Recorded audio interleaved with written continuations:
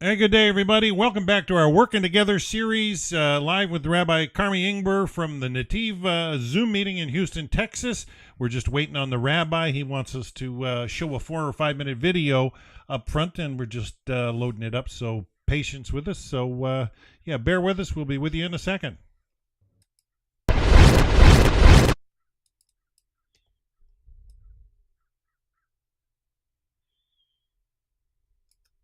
Oh, we got you live on the screen, Rod.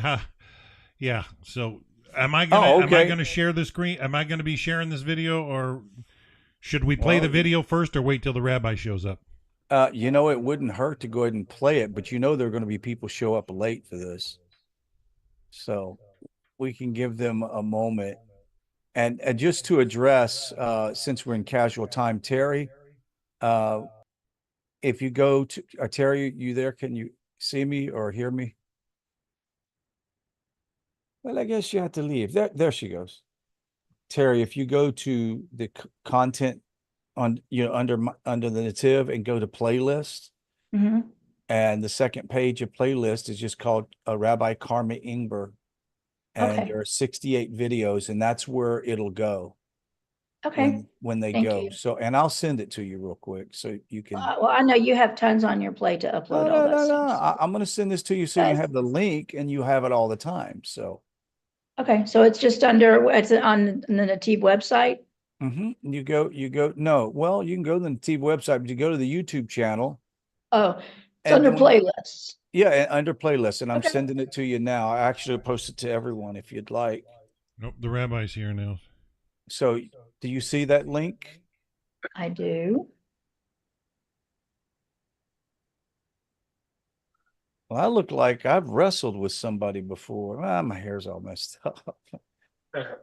Ah, you look fine. I Shalom, think I'm Rabbi staying on my head. Ingber. I'm standing on my head again, right? Yes. I don't know why. Like I was giving a class earlier today, and then it did this, and then it switched. So I'm hoping it's going to switch, but it's not seeming to do that. Okay, it's not good. Oh, no. One more shot, and now I'll just hold it in my hand. It's not. Oh, there it is. Look at that. Okay, do you want me to play that video right away? No, I'll introduce it first. You have a second? Yep. All right, great. Hi, everybody. How are we all doing? Doing well? Good. So we are continuing with the 7 mindsets, which again is a program that I set up using Torah sources to try to give a format for self-growth. So we finished the first two. The first two are purpose and unique self. And what those are is we still have to get everyone here, God willing, to give us a mission statement. And you could change it over time, you develop it, but you have one literally, just like you do if you have a business, a mission statement in life. What am I here for? Everyone's got a unique mission, so we're still going to get back to that and hopefully encourage people to do that. But today we're going to start going on to the third and fourth mindset. And the third mindset is called tailor-made challenges. So third and fourth mindset is really going to help us deal with our situations in life, okay? And how to understand the things that we go through. Now, it's connected to the first part because you have a unique mission. And every person has a purpose in this life. The purpose are the commandments that God gave us and our unique self to bring out that our aspect of making the world a better place and ourselves better. Now what we have to do is also interact with our situation in life to see what's going on and how we respond to that. So we're going to play you a little video because the 7 Mindset was made into a video program. And so we're practicing this now practicing, we're doing a sort of a pre-introduction to this course here. So we're going to play the video now. It's a 5-minute video, and it explains in short terminology the third mindset, and then we'll discuss. So whenever you're ready, Dan and Rod, would love to show everybody. Okay, stand by. Well, the suspense is killing me. Get my popcorn. That if the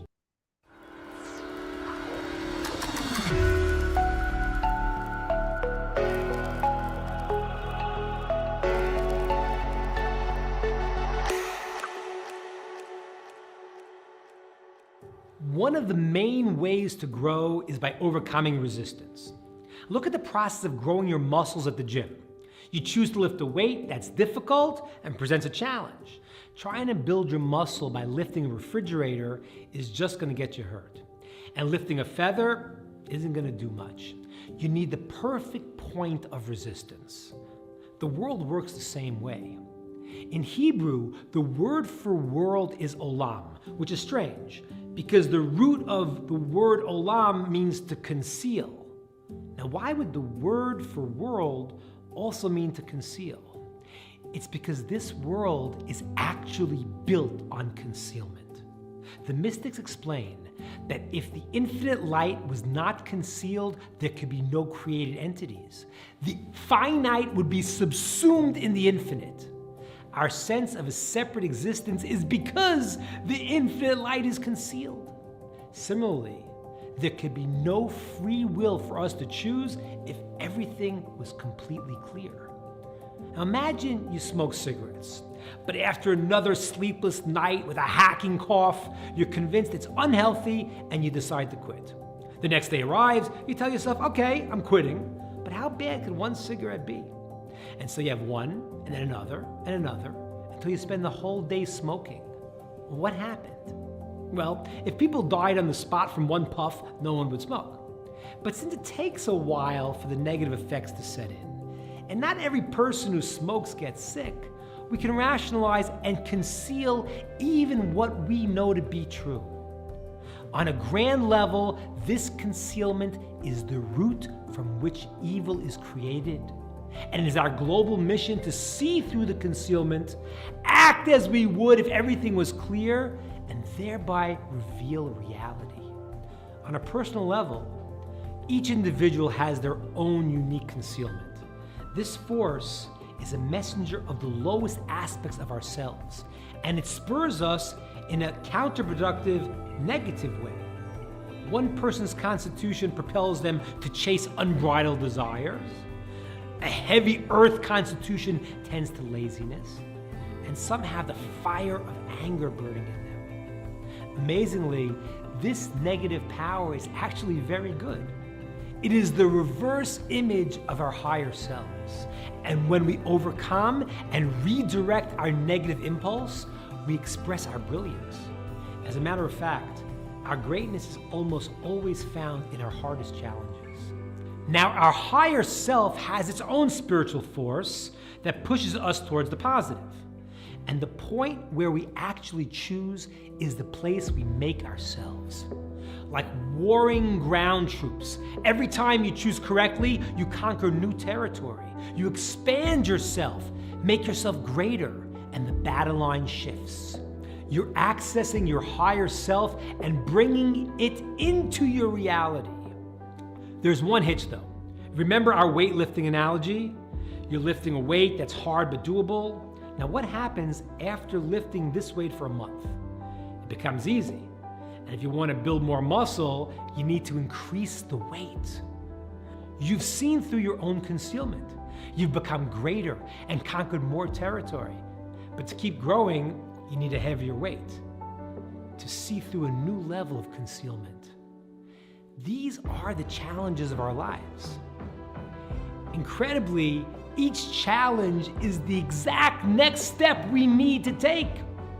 Even when it seems no action is ideal, how we choose to process and feel about the challenge can still be a tremendous victory. Now, if you were leaving your house in the morning and you found a note on your door and it said, "You're heading out to work, but your car won't start. You're going to get caught in the rain and your clothes will get filthy. You'll arrive at work late and your boss is going to yell at you." And all of these things are meant as opportunities to build yourself. And the most important thing is your chosen response. Now, when you got into your car and it didn't start, instead of getting frustrated, you may say, "Okay, I can handle this. I'm going to take a broader view. I'm going to maintain my positive attitude. I'm in control of my actions and my reactions. Because we're never given a test beyond what we can handle. This is the third mindset. Our free will choices build our reality, and we can view every challenge in our lives as the tailor-made next step in developing our greatness. Okay. All right. Thanks a lot, Dan and Rod. Appreciate you showing it. Yeah, I mean, it was a little choppy from the going through all the things, but it was very good. All right. So,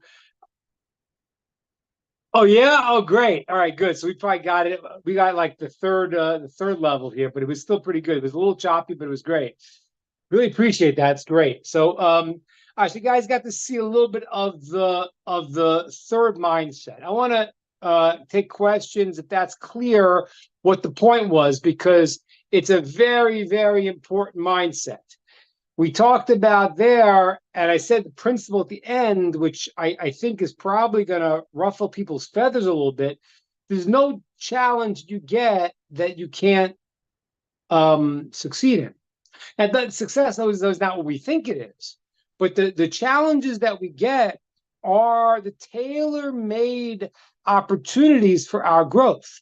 And this is very important to understand, because when I define growth, let's look at the physical person. If you want to grow, we said muscles, or even a person gains weight, what they're doing is they're pushing the boundaries. Okay? We want to push the boundaries in the right way, but there's boundaries that limit us. And when you push against those boundaries, you grow. So growth really is that development. But whenever you push on a boundary, there's going to be resistance. That is the challenges of our lives.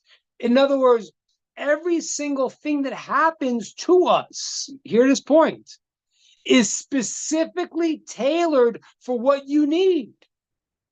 Whoa, that is really a reframing of all of existence, right? Because if you go out now and, I don't know, the smallest thing, to God forbid the hardest thing, and you stub your toe, that's good. That's what you need right now. Your car doesn't start, that's what you need right now. You got fired from your job, that's what you need right now. Now, again, it doesn't mean we don't pray and try to change our reality. That's okay. But the things you have right now, the challenges you have right now, are what you need to take your next step of growth. That's the way the system works, because God, Hashem, is always pushing you to grow. And therefore, the challenges you have are the ways that you grow. Now, I'm going to take questions about this mindset. But if you start to think about this and you start to incorporate it in your life, it is a massive change. Massive.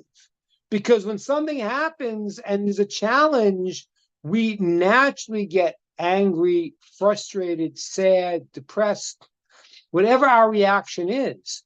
But if once we start to realize that is specifically the mechanism by which we are going to develop, and it is good for us, even if it's hard. I'm not saying it's easy, but it's life altering. So let me get some questions about this mindset. People understand what we're trying to get, and then we'll talk about how to attain this mindset and to incorporate it into yourselves. Any thoughts about or questions about the concept?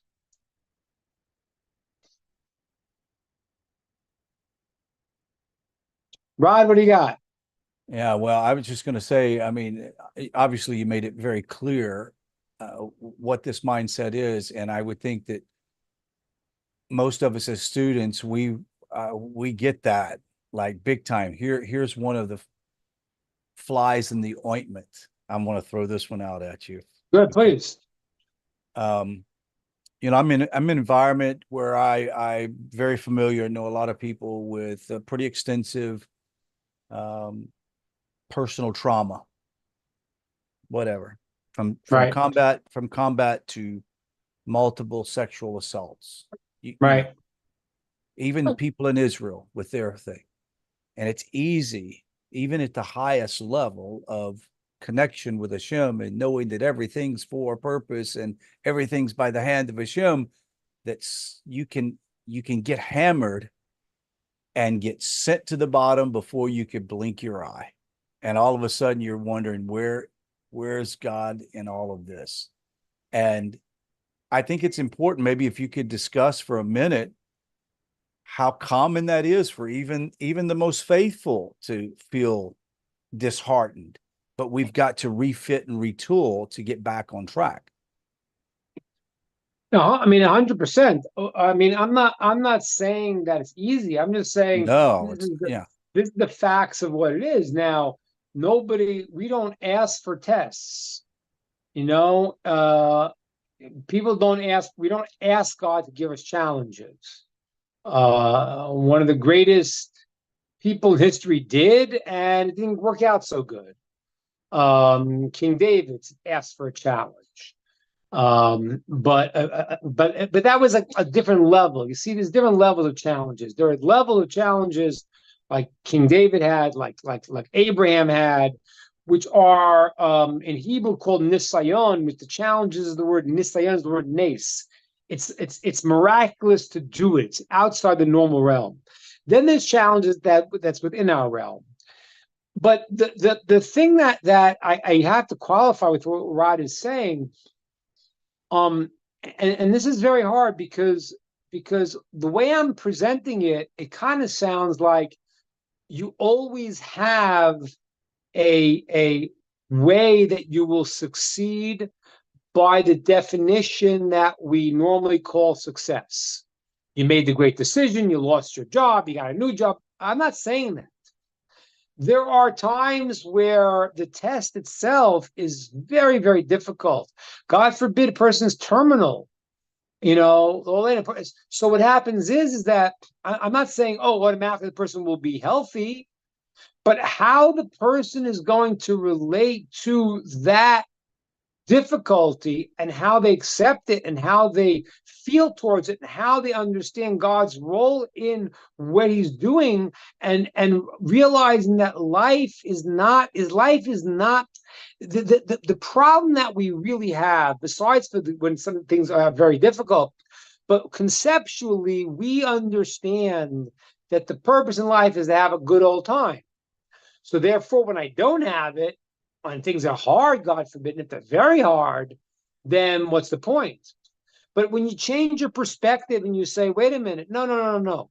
The point of this life is to successfully overcome the challenges that I have to thereby perfect myself and the world. And there is an eternity after this, that if I go and I live a righteous life, 120 years is a blip in infinity.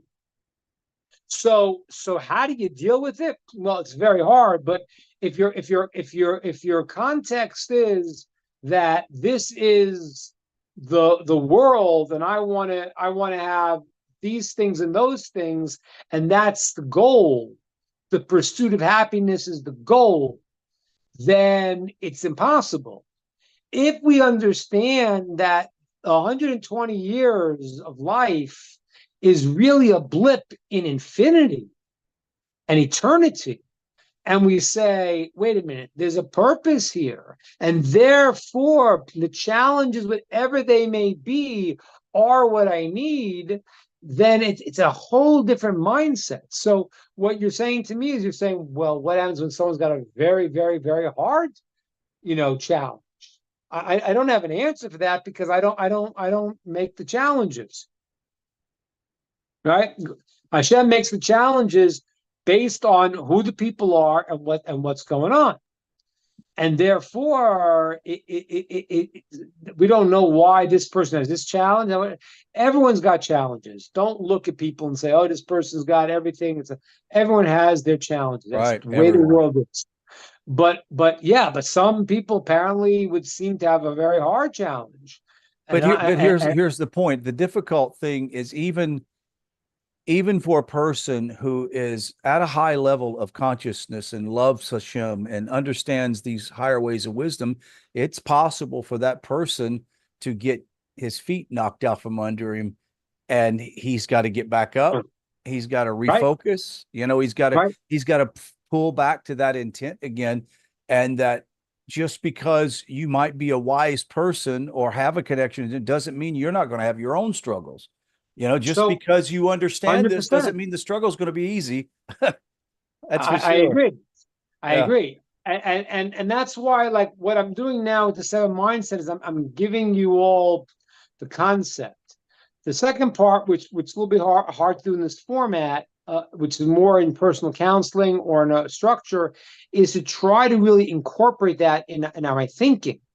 So right now, all this does for you is right now, let's say, God willing, your challenges are not overly difficult, or they're difficult, but they're bearable. So right now, start right now. Don't wait for harder challenges. Right now, whenever something happens as a challenge, smile, be happy, and say, okay, great. There must be a hidden gem in this, that if I do this right, I will be better off. Right. Yeah, I agree. It's hard to do this without the practice, because if you didn't practice on the small things, then when a big thing, God forbid, happens, it's challenging. Then and person's not ready to handle it, so now it knocks them out. The best thing right now is to start on the simple things, on the easy things, which are not so easy. But everyone in this class and everyone who's going to hear this class is going through challenges. It's a given. Take those and think about them and say, okay, all right, so I don't know, I'm not sure, I don't know why, but I believe that God is not going to give me a challenge that I can't come out in some way or another successfully. And that includes, as I mentioned in the video, that includes also when there is no good solution. Even the way a person accepts certain things could be called success.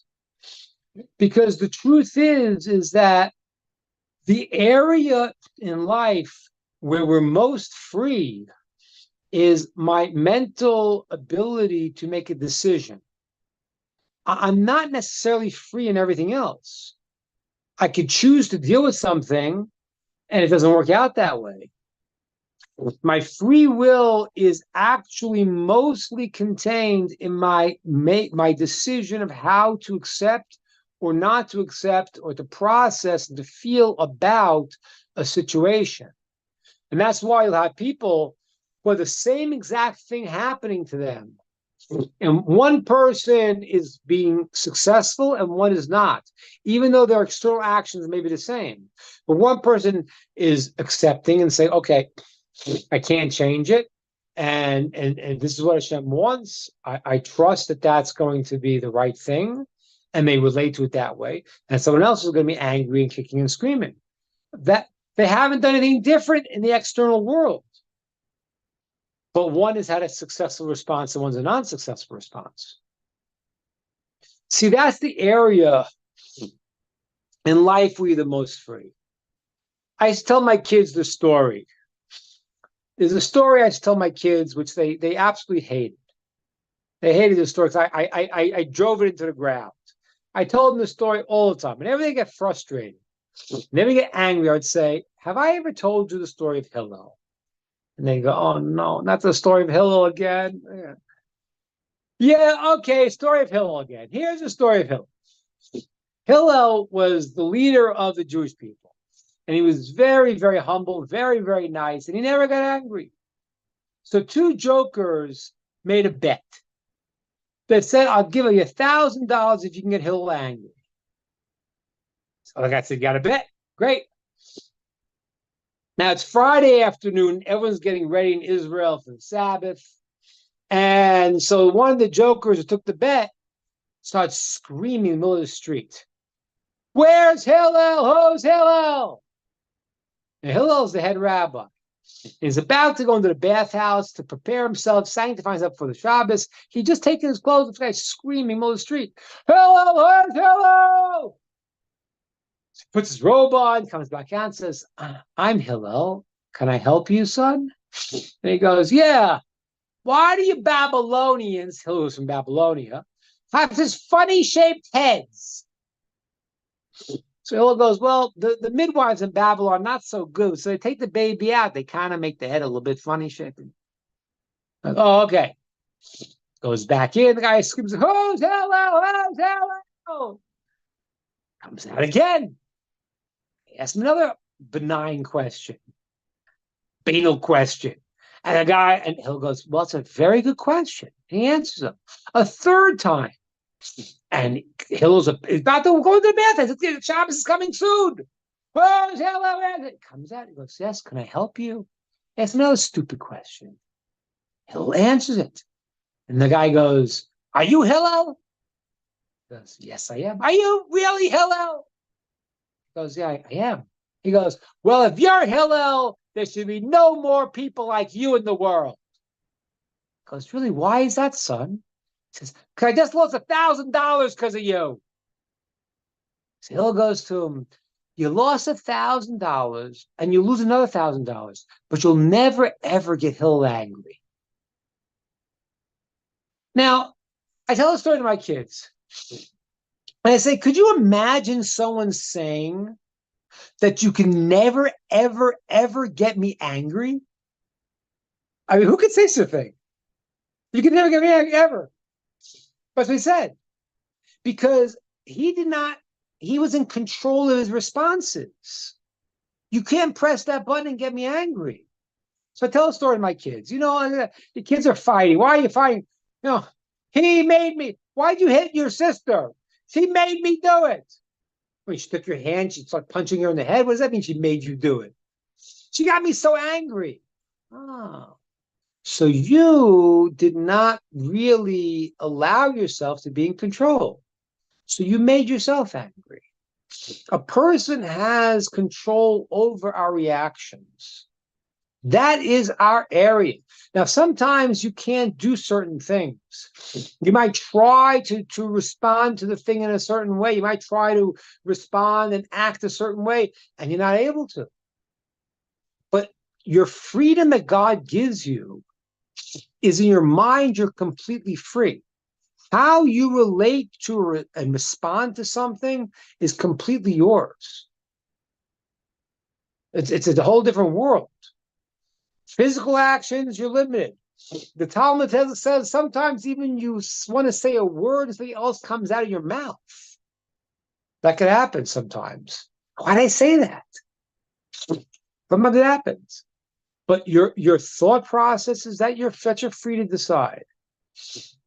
So really, you know, this is very, very important because whatever happens to us is God involved in our lives. And this is a whole different way to view the world.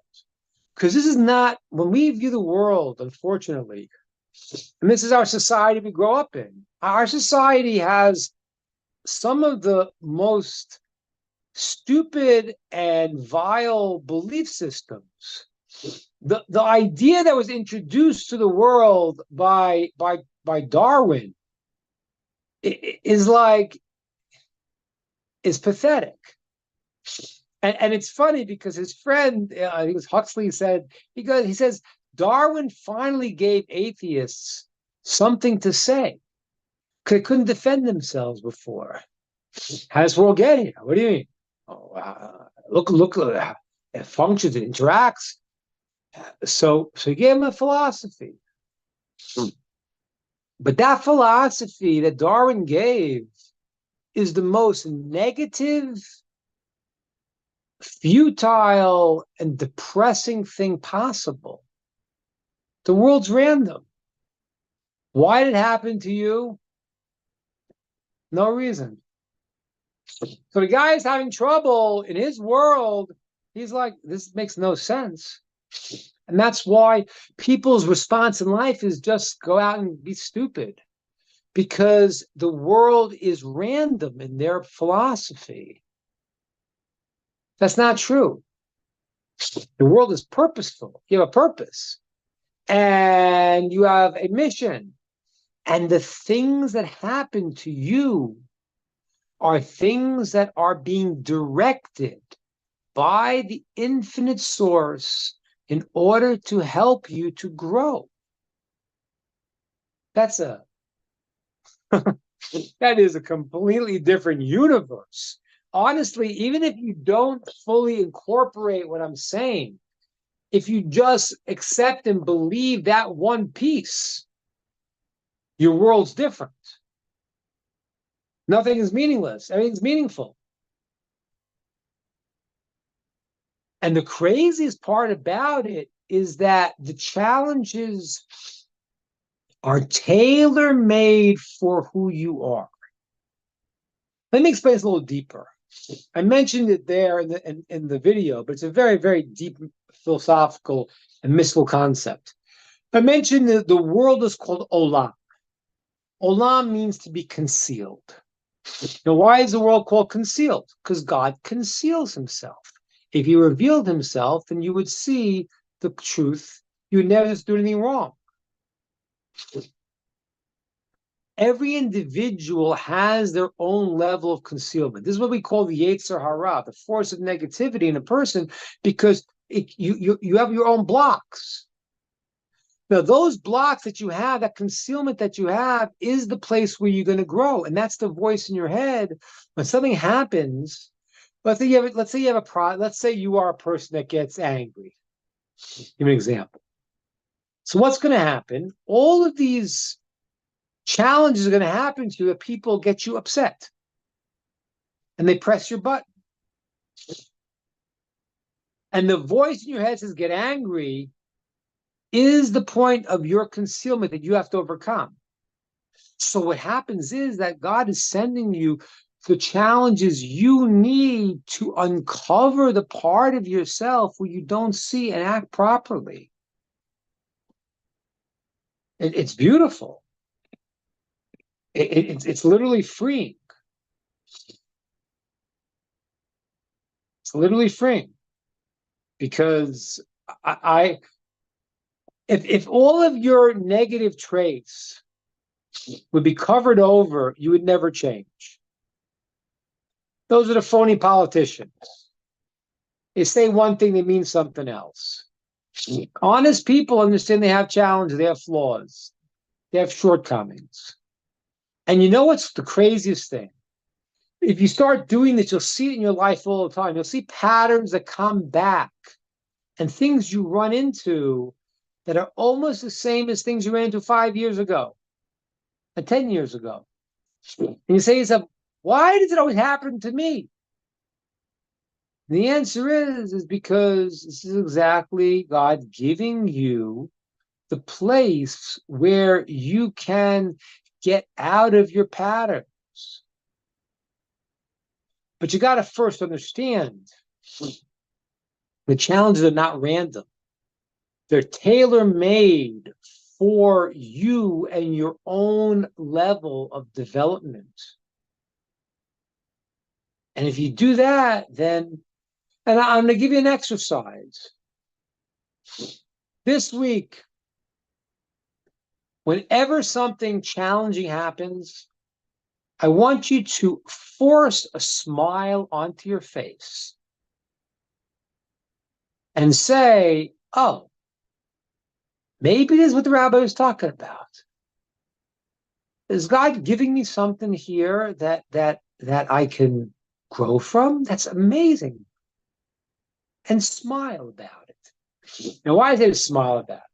Because we have a principle that if you, and this is a little answer to your question earlier, Rod, we have a principle that what happens is that your external will affect your internal. And therefore, by changing your natural response of frustration to a smile and a sense of, oh, maybe this is good for me. Just that action of making it externally easier is going to free your mind to be able to think of solutions in a more creative way. This is a third mindset. The challenges you have in life are exactly what you need. Why does God give you challenges? Because that's your job. You're in this world to accomplish a mission. You have qualities. You have challenges. If everything was perfect, you wouldn't be in this world.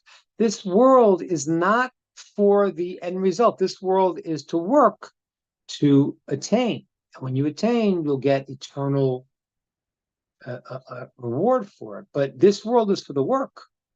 And therefore, when you get a challenge, our society has told us that's bad. Our society has brainwashed us. A challenge is good. Okay, we don't want it too hard, but start with the easy challenges. And every day you have 10 of them, at least. Every day you have at least 10 of these. So start tomorrow, start today. Start today. Start now. Something's going to happen. Don't even wait for it. Look around and start to see in yourself. Sometimes you don't even register it because we're so used to things going off and we're so used to problems that was like, yeah, I'm bummed out now. I'm tired. I'm depressed. I'm this, I'm that. So we get used to it. I had last night, and that's why I'm going to end if it was early. Last night, I had I had insomnia. I don't know why. Sometimes I get this, and I felt it was 6 o'clock in the morning, and I was like bummed out. And if I would have thought what I was about to say to you, I would have dealt with this better. I don't think I dealt with it as well as I should have. I was like really frustrated with it. Sometimes I do it, but sometimes if it happens, I get up and I learn Torah. And I say, it's not happening. You're not sleeping. So it's not going. Maybe that's what it was. Maybe God wanted me to get up and learn Torah. Kept trying to sleep. Didn't work. But if you look at it and say, okay, I don't know why this is happening, but it's happening to me. And there's some way that I could deal with this in a more positive way. And I will be better off afterwards. I mean, if you think about every single person, where have you grown the most in life? When things are hard or things are easy? We all know the answer. We don't want to say it. We don't want to say it because we don't want it. But it's true. We grew more when it was a challenge. But the problem is that when I get down in a challenge, like Rod said before, when I start to feel that, oh, me, this again. Why always me? What's wrong with me? Why does God hate me? Or this is all random. It's just bad. So then I go into a very negative spiral. That's we got to pull out of. Got to start looking at the small things. Practice on the small things. The bigger things are much harder. Practice the small things. Practice whenever, and it's going to happen to you all the time, even the little thing you don't recognize. I don't know, whatever it is. Whatever it is. I don't know, your spouse is making a meal and it's late, and this is great. There's an opportunity to be a nice guy and to say it's okay. Your spouse, your partner, whatever, they do something and you're getting upset. Wow, how'd you do that? No, there's an opportunity to be a greater person. You messed this up. You burnt dinner. All right, great. I love burnt meat. My favorite. Good old charcoal. Love it. It's an opportunity. That's the third mindset. Okay, so look at your life in that way. Understand what you're getting is what you need. And when you really realize that, you'll take on challenges in a whole new way. And you'll actually see that the challenges you get are really what you need to uncover the greater aspect of yourself. Questions, comments, ideas?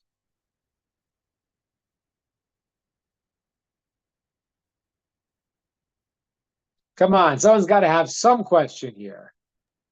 I'm Well, putting I a think challenge that to you. I have a thought that I Yeah. had a few weeks ago, maybe a few months, reading about Jacob and how in his life, the challenges that he had. And then, then when Joseph disappeared, he didn't know where he was. He thought he was dead and he was grieving all that time for his son. Because I think sometimes as we get older, what in America you consider retirement age, you think, oh, now things should be easier. My life should be easier. You look at, your younger years as the striving years, the raising your children and all like that, all the struggles, and it should be easier. But, Jacob was righteous, but he still had struggles his whole life. He had struggles. So, Terry, you're bringing up a few good points. First of all, Jacob had a very difficult life. I can't get into it now because it's a little bit too Kabbalistic for our format right now. But the sages tell us what he fixed up. He fixed up something so cosmic in the whole world. He had literally a very, very difficult life. And literally all of the things that happened to him fixed up things that the world needed. And that's why Jacob's eternal reward is so great, because he fixed up the mission for the world. So the challenge that he had is a perfect example, because Jacob was so righteous. Why did he have such challenges? He really had a mission to do. It's a perfect example. So we don't always know. But if Jacob wouldn't have accepted it, he'd been angry about it, and he would have blown it. You see, here's a perfect example. Because Jacob was limited what he could do in various points. He couldn't find Yosef, but how he related to God, he didn't get angry, he didn't this, he didn't do that. That's what made him great. So that's the first thing. The second thing I want to tell you about is the American idea of retirement. It's a stupid idea. Let me explain what I mean by that. I don't mind you retiring from work. You get a pension, that's great. But we don't retire from life. Life is about doing, creating, growing. If you can now get some kind of Social Security and you don't have to work a job you don't like, okay, great. But you need to keep growing. People make a mistake. Some people stop working, and then when they get older, and then they're in bad shape because they feel there's no purpose for them. We are very purpose-based. You have a purpose in life. That's what we still have to write our mission statement, everybody. Everyone's going to have to write at the end of this class is a mission statement. My purpose is to. So if your purpose is, it doesn't have to be a job, and most of the time it's not a physical job. My purpose is to be a kind, loving person. Tar last week had a beautiful one. He added, he's going to raise downtrodden people. He says he can do it. That's great. Tova gave us a great one. Everyone gave us a great one. People are thinking, what can I do?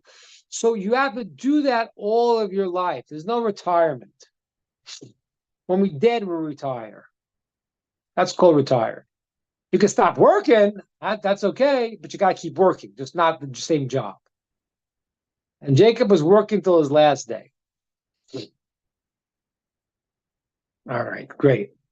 I'm gonna call it, and I'll see you guys next week. And Thank you, Rabbi. Try to work on the challenges this week. Let's get next week, and people are going to give us their mission statement, figuring out what their purpose is, and you're going to see. I'm going to tell you, in mindset 3 and 4, you're going to start seeing the challenges coming up in your life, and hopefully you'll be able to identify them and deal with them differently. Baruch Hashem. Thank you so much, Rabbi. Excellent session. Yeah. I'm going to share that link to that short video, that Vimeo video. I'll post that in the YouTube chat, and hopefully you get more views on that. But excellent kickoff for today. So, Rod, always good to see you. We'll see you next week. Appreciate it, all you're doing down there.